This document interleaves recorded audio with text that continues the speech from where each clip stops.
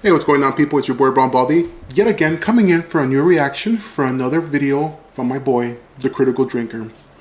This one is called Emma Watson,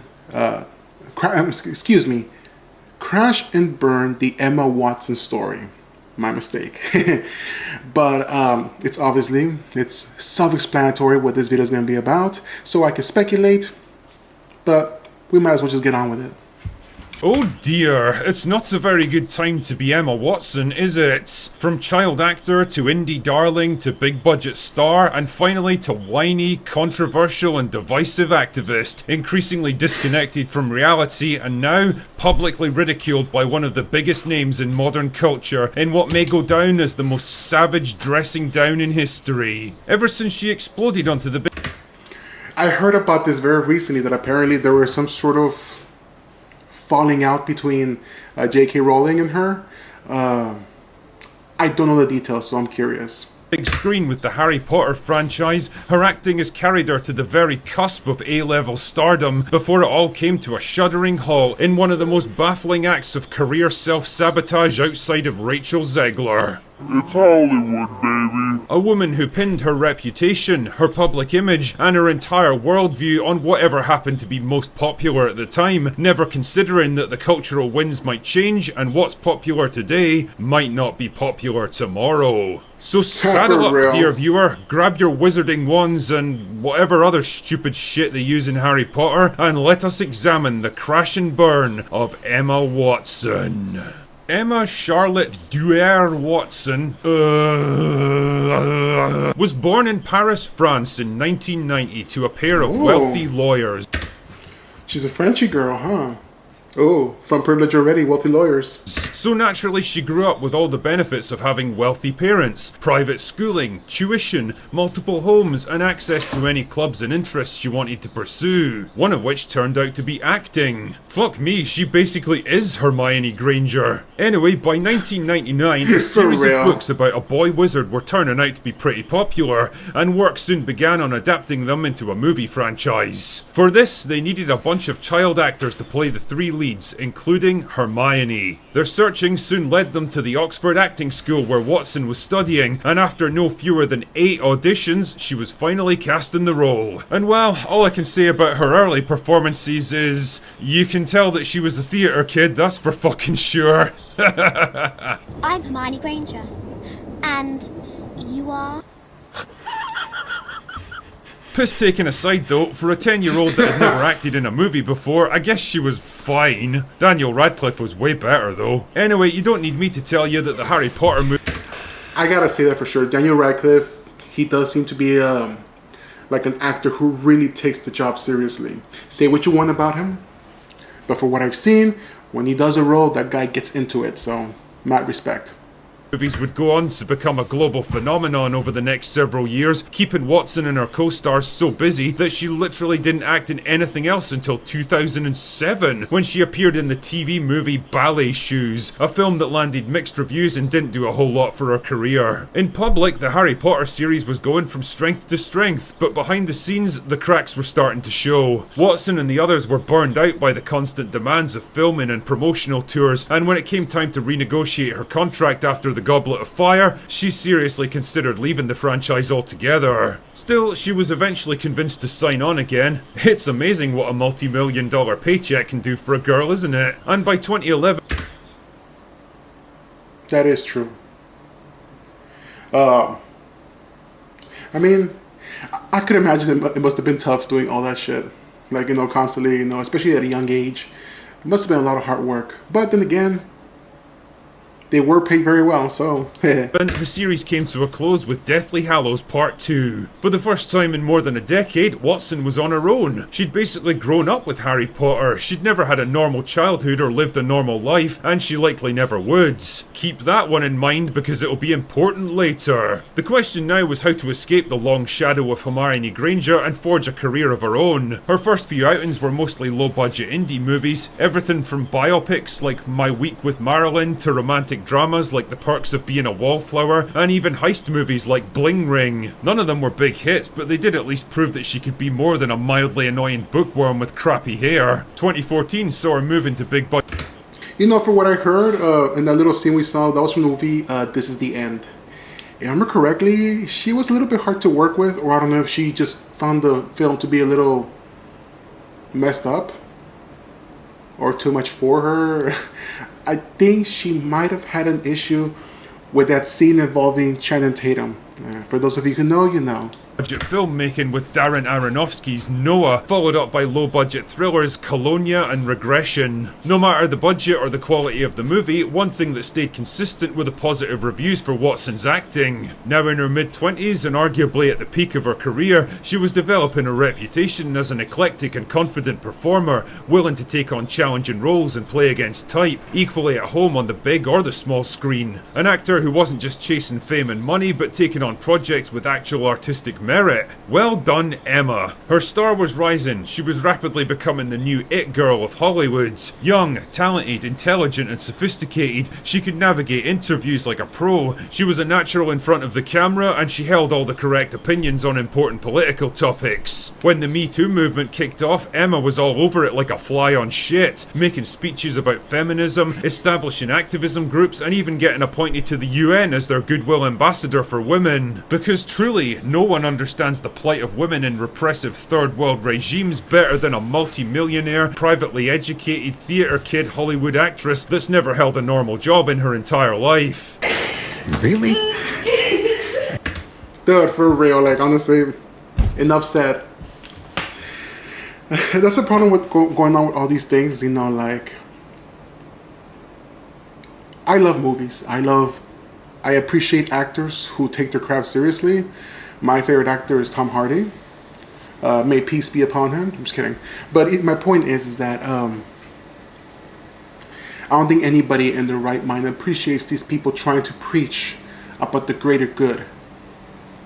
I mean, because the majority of these people, I'm not saying they don't work hard. I'm not saying that acting is not a hard gig or something hard to master. I'm sure there's a lot of things that go into it. But nonetheless, especially these people, they're high earners. They're high earners. They don't live the same everyday life compared to the rest of us. So unfortunately, we're not going to take what you have to say seriously. Just look pretty and act. Boys and girls, just in case you're wondering. Men and women, actors and actresses. Like, be a good actor, act, and shut the seriously. But more on that later. Pretty soon, Watson wasn't content just to make speeches in front of rooms. In fairness to Emma Watson, at least, for what I understand, she's no longer really acting. As far as I know, I haven't kept up. She kind of stepped away from it and now she's more of an activist. So in fairness to her, full of elderly politicians who probably wish they were literally anywhere else, she was bringing her activism directly into the movies she starred in. The live-action Beauty and the Beast was rewritten at her request to make Belle into an inventor and engineer because girls get it done. her political worldview could best be described as I support current thing, also known as the Mark Ruffalo technique. Gay! No matter the issue, no matter the complexity or the nuance, you could pretty much guarantee that Emma Watson would be right there in the thick of it, pushing whatever the progressive consensus happened to be at the time. She was less of a person with her own opinions and ideas, and more like a series of safe, politically correct talking points wrapped up in a flesh suit, all delivered with the kind of sneering, upper-class British disdain that can only truly come from playing life on easy mode from the day she was born. But just like an overloaded cauldron filled with the wrong ingredients, problems were a brewing, dear viewer. Remember the lady who wrote all those wizarding books? Well, it turns out she'd become quite rich and famous over the years, and as a big raging progressive feminist well, I would imagine, obviously, right? Because I mean, she wrote all those books. They're, all those movies. They're based on her books. For what I heard, she was quite involved in all the filming. Like, I mean, she was constantly there. I could be wrong. Correct me if I'm wrong in the comment section. But she was pretty much hovering over the entire thing, which is a good thing. I mean, it's her story. If you want to make it right, it's always better to get the original author. And I want to say something. I've always thought she was quite beautiful. You don't imagine, writers being. In my opinion, she looks attractive. She and Emma were marching in lockstep on almost every issue. All except one. It turns out that the Wizarding Lady had a few issues with the T part of LGBT and began voicing her concerns with increasing volume, and the reaction from the other side was, well, how can I put this? Now Emma was in a bit of a tricky spot because she'd made it her mission in life to support Current Thing, but now the Wizarding Lady who she owed her entire career and stardom to was openly attacking one of the most sacred parts of Current Thing. What to do? Should she stand firm beside her friend of 20 years and back her up? Should she maintain a dignified silence and refuse to get drawn into a fight that wasn't hers? Or should she turn her back on the Wizarding Lady, hang her out to dry and make increasingly passive-aggressive attacks against her? I think you can guess which one she chose. And the thing is, that all worked great when Emma seemed to be on the side of Current Thing and the Wizarding Lady definitely wasn't. The problem with Current Thing though is that eventually it tends to change, and by 2025 the cultural winds had shifted dramatically. Public opinion on the issue was changing, and suddenly the Wizarding Lady wasn't seen as the evil witch who had to be defeated anymore. Now people were beginning to actually listen and even openly support her, and it began to occur to Emma that she might have backed the wrong horse on this one. Fuck. So what to do? Stand her ground and maintain her position even if it wasn't so popular anymore? Or do a complete about-face and pretend like she'd never disagreed with the Wizarding Lady in the first place? Well, the answer came on September the 24th on Jay Shetty's On Purpose podcast, where Emma claimed that she loved the Wizarding Lady and supported her and would always be open to talking with her. Bullshit! Oh, really? That's interesting coming from someone who spent half a decade publicly shitting on her. Now, if you were feeling forgiving, you could probably write this whole thing off as a slightly cowardly but very pragmatic decision by someone who senses the political sands moving beneath her and doesn't want to get pulled down by them. And that might have been all she wrote, except this particular interview came to the attention of the Wizarding Lady, who until now had stayed pretty quiet on the topic of young Emma. Not anymore, as it turned out, when she decided to deliver the mother of all dressing downs a couple of days later in a very lengthy Twitter post calling out Watson as a spineless grifter, a shameless opportunist, a fair weather friend, and a spoiled privileged brat that had never worked a day in her life and was only trying to cozy up to her again because it was politically safe now.